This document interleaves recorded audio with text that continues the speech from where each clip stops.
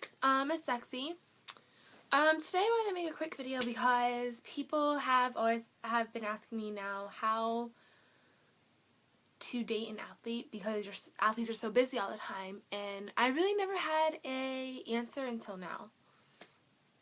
I always say just be patient and work with their schedule, which is true, you have to, but they also have to be willing to work with your schedule. So basically my advice for anybody dating an athlete is be patient, because they are doing something they love and you don't want to be taking away from that or anything like that. So be patient, understand that time is limited that you will spend with them.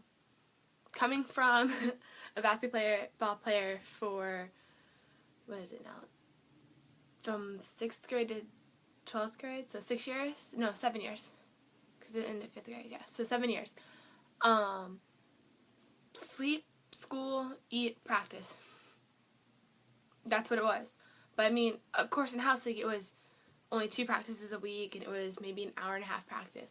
But once I hit middle school and I was playing on the travel team, it was about 2-hour practice and coming home and doing homework, eating, going to bed, getting up, going to school, going to practice, going to bed, over and over again. And then when you get to high school, it's different because I know from my high school, we alternate every other week. The girls would have the 4:30 to 6:30 shift one week, and then they'll have the 6:30 to 8:30 shift.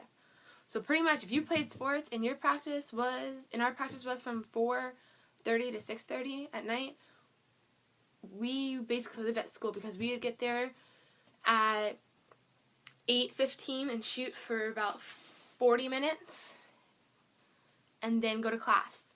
And then after class was done, we would sprint down the hallway, get into the locker room, change, start stretching, start practicing. After practice ends, you came home, you ate, you showered, you did homework, and then you went to sleep. So time is pretty tight when you're an athlete. And certain things that you used to be able to do before your season, couldn't really do because you're also training it out of season. Like for me, if you couldn't get a hold of me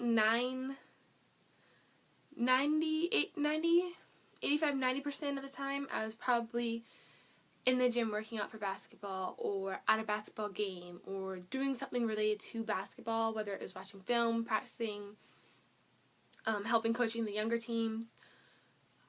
That's just, your time is taken up because you have so much stuff to do and so much energy and time you put into it. So it can cause a strain on a relationship. But if you really work on your relationship, it'll be fine. I mean, and my other thing is dates. That's where it gets complicated. Because out of season, you can go on as many dates on Friday nights as you want, not have to worry about getting up at 5:30 in the morning, going to the practice that lasts forever. But when you're in season, you're like, alright, I'm going to bed by 9:30 at 10 o'clock at the latest. You feel like an old person going to bed. But it pays off in the morning when you're up at 5 o'clock in the morning to get to the school or get to your practice facility by 5:45 for a 6 o'clock practice. And then your boyfriend or your girlfriend is like, babe, I wish we could have more time together. And you're like, yeah, I know, but instead of going out, I just want to chill, you know.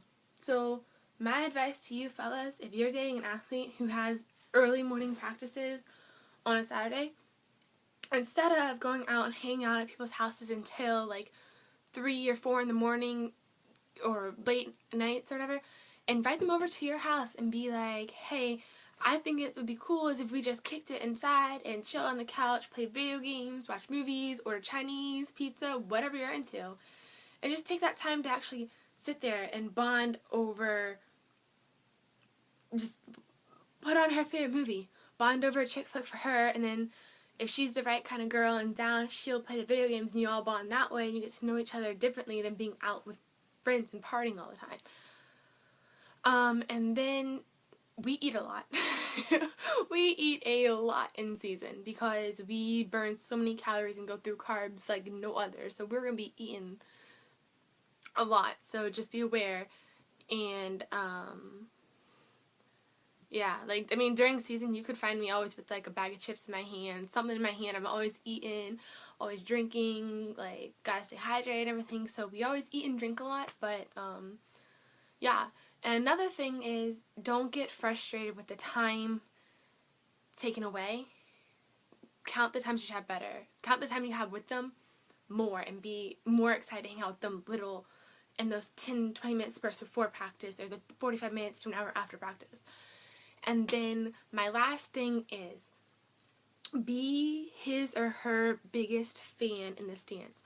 Go to her games or go to his games as much as you can. I know me personally, I loved looking up in the stands and not only seeing friends and family there. I love seeing that one person who brightens my day with just a smile. And like, we weren't even dating. He just brightens my day with a smile. Sitting up there in the stands, and I did something good. He's cheering me on. Like, and then after the game, just hugs you and tells you how good of a game you did. And just be there and pick her up. When she's down, pick her up. Don't sit there and say you did this, this, and this wrong. Just say, babe, you had a great game. Yeah, your shots weren't falling, or this didn't happen, but you played a hell of a game. You played your heart out. Everything was left on the field, on the court, whatever. Pick her up. Let her know that you care. Show her you care and you're interested in what she's doing on the field, not just off the field. So, I hope those help a little bit. That's just from my point of view. Stay tuned for my next video. It should be coming out in a couple of days. Probably by the end of the week. Probably the end of the week. Saturday, Sunday maybe, come out. But yeah, I hope you enjoyed. Like and comment and tell me what kind of video you would like for me to do next.